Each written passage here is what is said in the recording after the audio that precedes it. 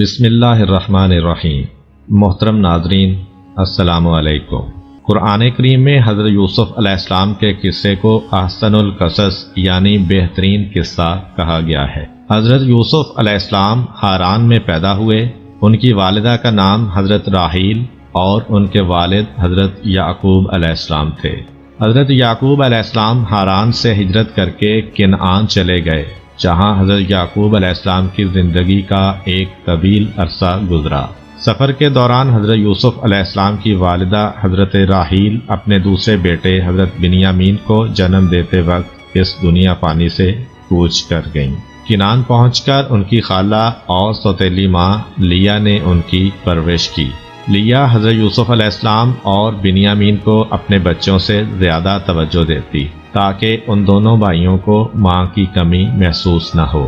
حضرت یوسف علیہ السلام کی عمر 7 سال ہوئی تو ایک صبح حضرت یوسف علیہ السلام نیند سے جاگے تو ہنستے مسکراتے چہرے کے ساتھ اپنے والد کے پاس آئے اور کہا، بابا جان، آج رات میں نے ایک بڑا اچھا خواب دیکھا ہے کہ جس سے میں بہت خوش ہوا ہوں۔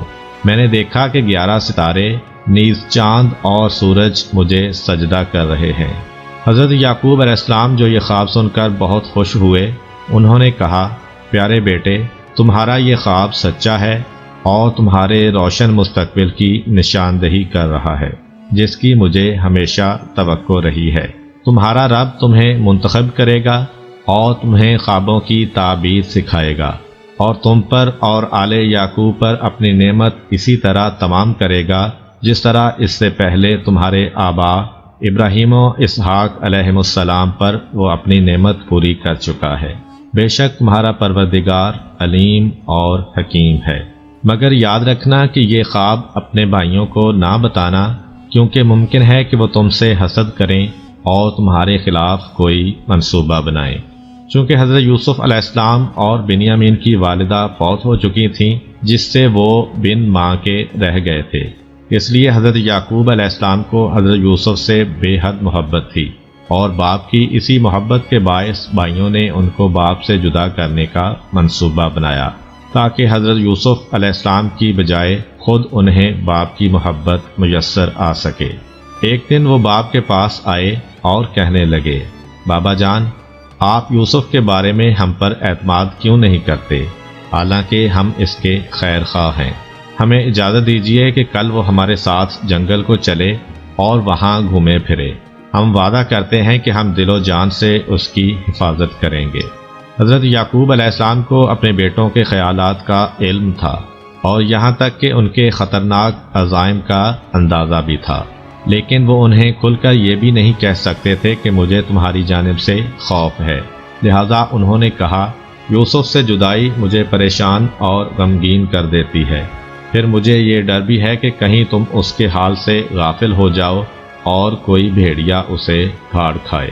تاہم یوسف کے بھائی خاموش نہیں رہے، بلکہ انہوں نے جواب دیا، اگر ہماری شجاعت اور قوت کے باوجود کوئی ایسا حادثہ پیش آ جائے تو یہ ہماری بدقسمتی ہوگی، ورنہ ایسا ہرگز نہیں ہوگا۔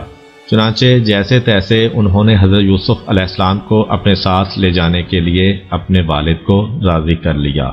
دوسرے دن کی صبح حضرت یوسف علیہ السلام کے بھائی ان کو ہمراہ لے کر کنعان کے دروازے سے باہر نکلے۔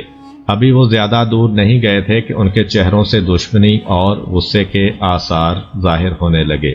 انہوں نے حضرت یوسف علیہ السلام کو مارنا شروع کر دیا، یہاں تک کہ ان کو قتل کرنے لگے۔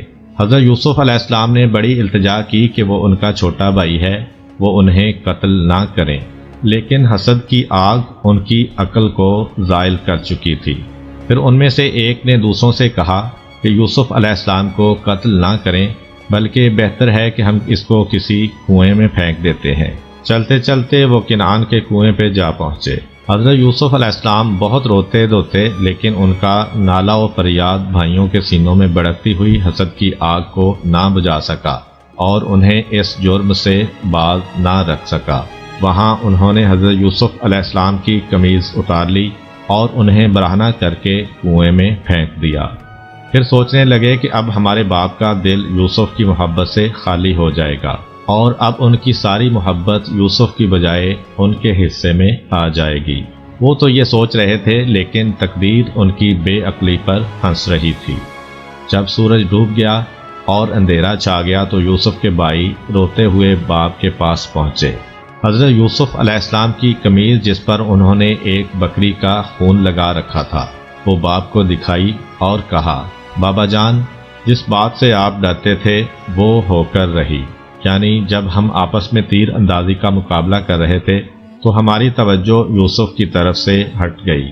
تب ایک بھیڑیے نے اس پر حملہ کر دیا اور اسے چیر پھاڑ ڈالا۔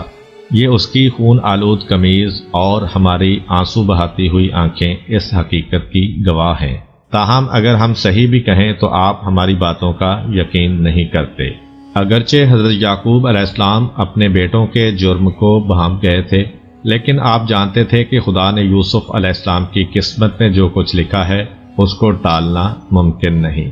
پھر ان کو جواب دیا، تمہارے سرکش نفس اور حسد کی آگ نے تم سے ایک ناجائز کام کرایا ہے، تاہم میں اس پر صبر اختیار کرتا ہوں اور اپنے پروردگار سے مدد مانگتا ہوں۔ ادھر حضرت یوسف علیہ السلام کنویں کی تہہ میں بیٹھے تھے اور گہرے اندھیروں نے انہیں اپنی لپیٹ میں لے رکھا تھا۔ وہ اپنے مستقبل کی فکر اور اپنے باپ کی حالت زار کا خیال کر کے پریشان ہو رہے تھے۔ انہیں رہ رہ کر اپنے بے قصور ہونے کا احساس ہو رہا تھا اور ان کا دماغ مختلف